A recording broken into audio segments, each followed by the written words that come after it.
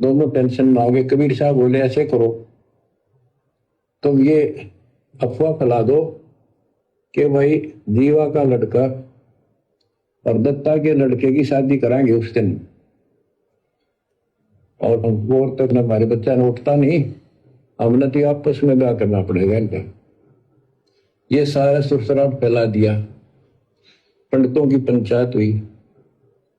उन्होंने कहा भाई विचार किया कि ये तो निकम में होंगे सो होंगे, फिर बच्चों का क्या दोष है, बच्चा नाम ब्याह होंगे भाई, ये तो जुल्म होगा, कति दिन भ्रष्ट हो जाएगा, प्राण भाई का ब्याह कदे हुआ रह कति दुनिया थूकेगी हमारे गांव के गांव को।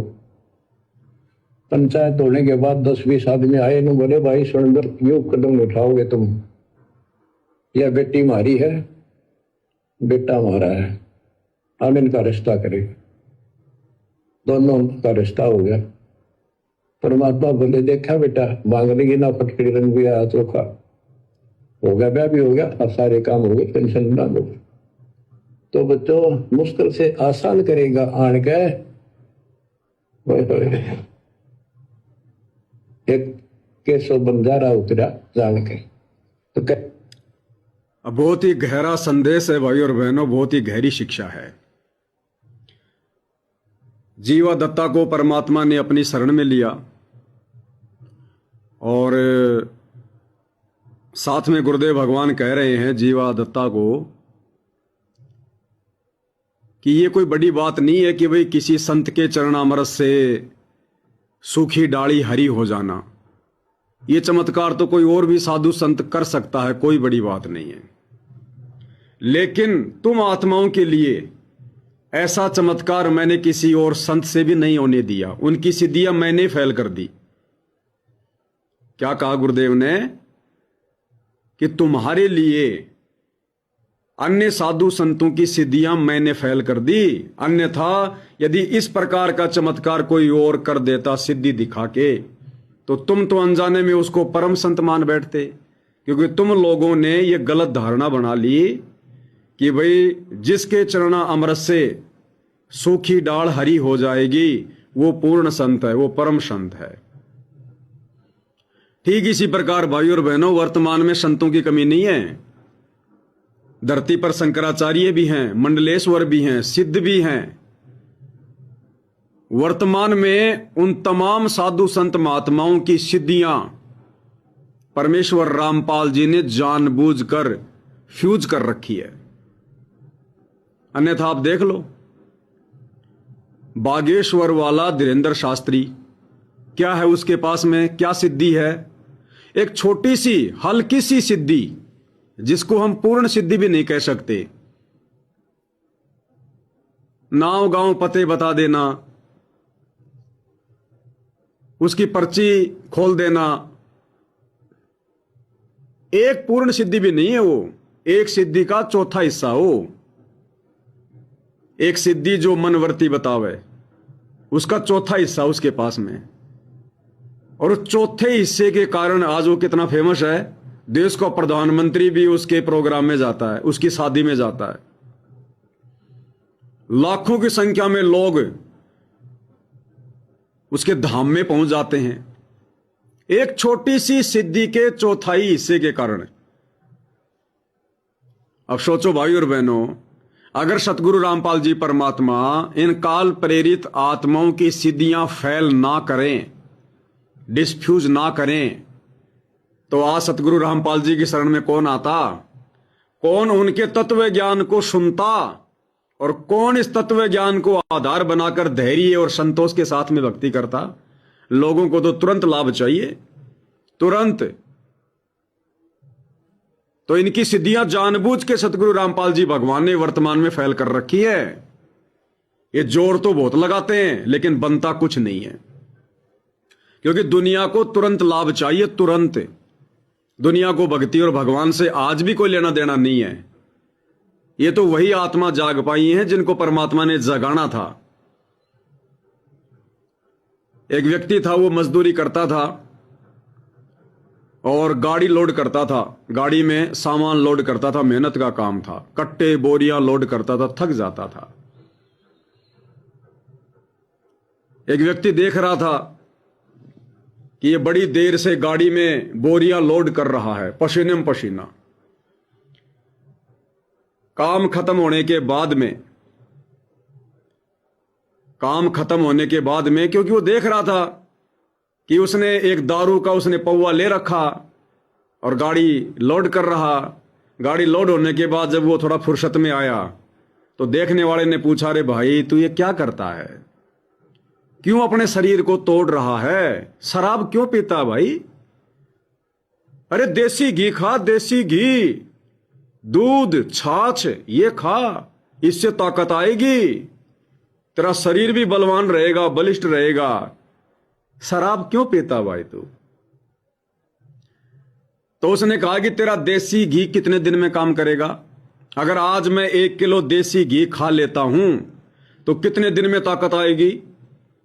बोला अगर तू आज 1 किलो देसी घी खाएगा तो कम से कम महीने 20 दिन में तो वो अपना असर दिखाएगा। बोला तू अपने देसी घी को अपनी जेब में डाल के रख, मैं तो तेरे देसी घी के भरोसे तो भूखा मर जाऊंगा, मेरे बच्चे भूखे मर जाएंगे। आज मैं देसी घी खाऊंगा, 1 महीने बाद वो अपना असर दिखाएगा।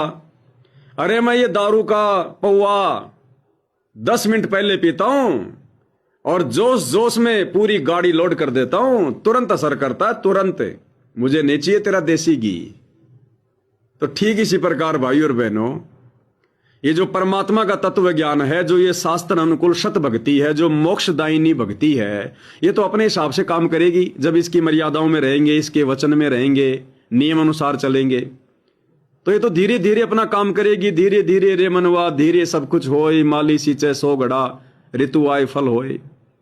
और ये नकली साधु संत महात्मा, कोई ताबीज बांधने वाला, कोई जंत्र मंत्र करने वाला, कोई पर्ची काटने वाला, इनके कार्य काल प्रेरणा से तुरंत काम करते हैं। तो अगर सतगुरु रामपाल जी भगवान इन साधु संत महात्मा, आचार्य शंकराचार्य, मठाधीशों की सिद्धियां अगर ये न्यूट्रल ना करें, अगर इनको डिस्चार्ज ना करें, तो आज धरती पर सतगुरु रामपाल जी का धैर्य के साथ में ज्ञान सुनने वाला कोई नहीं होता।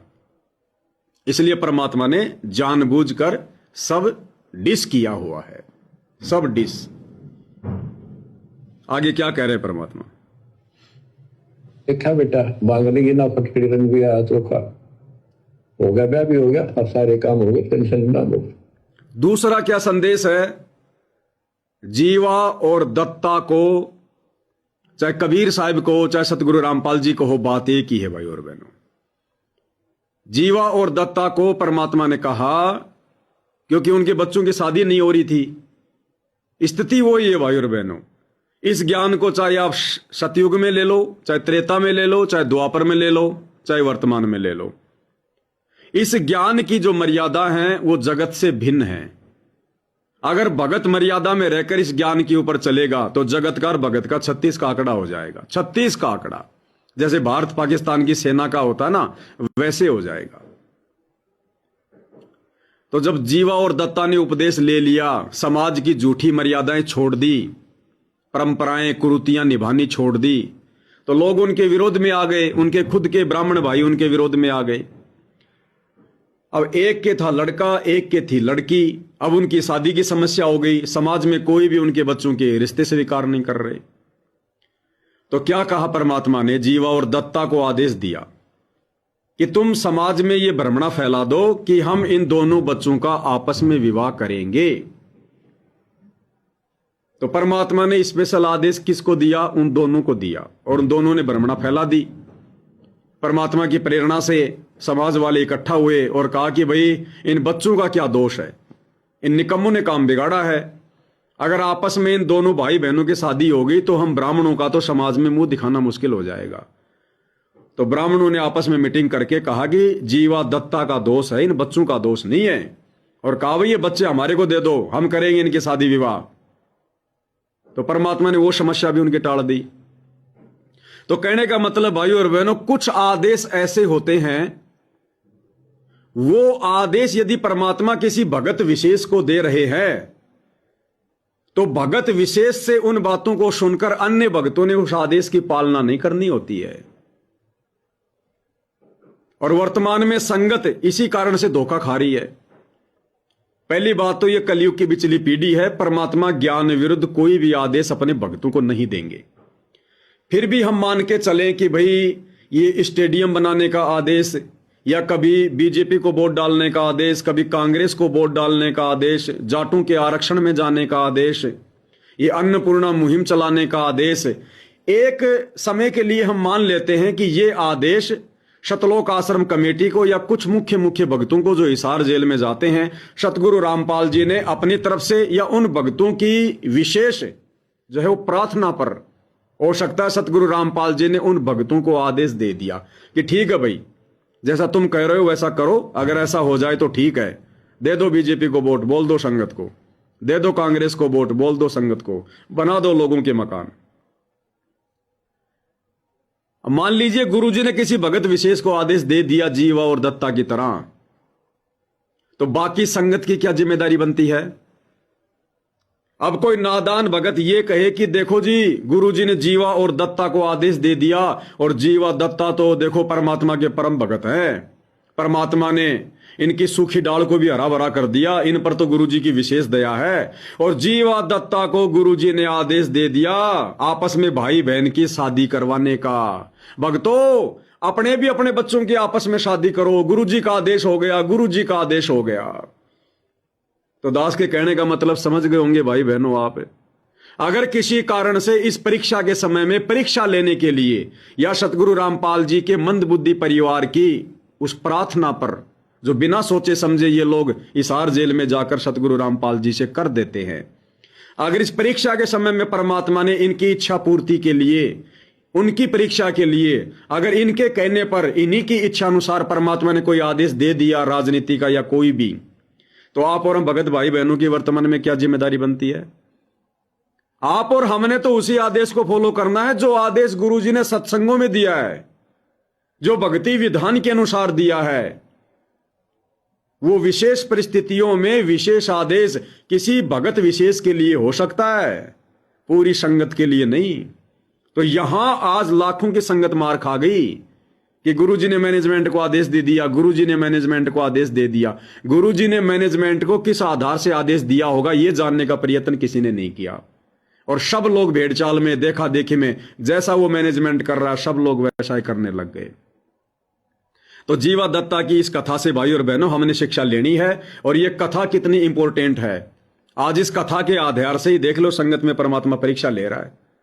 आदेश स्पेशल जीवा दत्ता को दिया परमात्मा ने आपस में भाई बहन की शादी करवाने का, और दिया क्यों था, उसके पीछे मकसद क्या था, वो आप और हमें आज पता चल रहा है, या उस समय जीवा दत्ता को पता था।